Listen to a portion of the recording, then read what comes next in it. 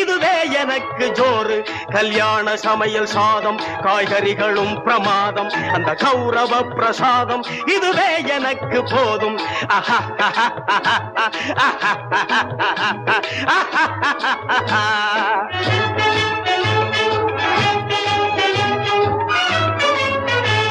ஜோரான பேணி லட்டு, சுவையான சீனி புட்டு.